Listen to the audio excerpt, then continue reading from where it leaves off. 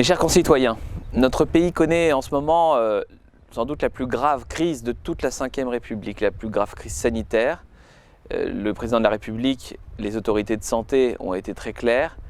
Nous devons, pour nous protéger, pour protéger les autres, rester chez nous et appliquer tous les gestes barrières lorsque cela n'est pas possible. Je compte évidemment sur la responsabilité, sur l'esprit civique de chacune et de chacun. Je pense que la prise de conscience collective, elle est là et qu'aujourd'hui, nous pouvons compter les uns sur les autres pour appliquer ces recommandations. J'espère que là où vous êtes, vous vous portez bien et je m'assure, dans le rôle qui est le mien et avec toute l'équipe municipale, que les services essentiels à notre vie commune puissent être maintenus dans de bonnes conditions. Nous avons, comme l'État nous l'a demandé, mis en place un service minimum d'accueil pour les enfants des personnels soignants afin qu'ils puissent prendre soin de vous dans les hôpitaux, dans les centres de santé et dans les cabinets qui sont ouverts en ville.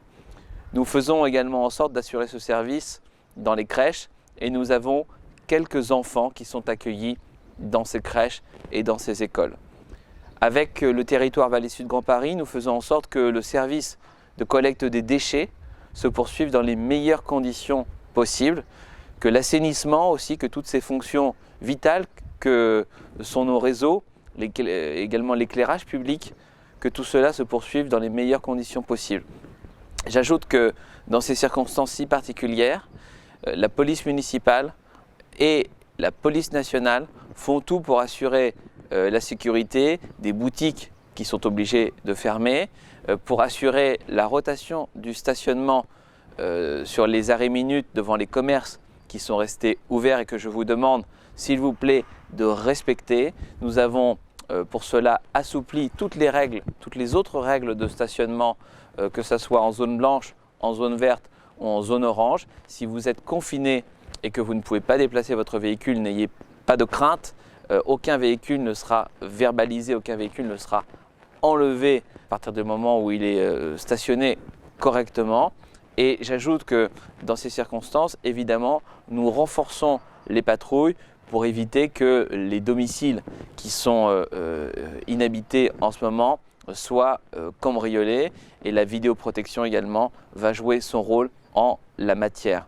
La cuisine centrale assure la livraison minimum des repas dans les écoles et dans les crèches qui sont en continuité de service et nous amplifions nos capacités de portage de repas à domicile pour les personnes isolées, les personnes âgées qui en ont besoin. J'ajoute que je proposerai au prochain conseil municipal non seulement de rendre gratuit le service de vie quotidienne qui permet de faire du portage de courses à domicile pour les personnes isolées ou pour les personnes handicapées. Et je proposerai également au conseil municipal de voter des aides pour les commerçants qui ont été obligés de fermer ou qui sont en grande difficulté. Je crois que dans cette situation particulièrement complexe, il faut que chacun fasse preuve d'un maximum de sang-froid et de responsabilité.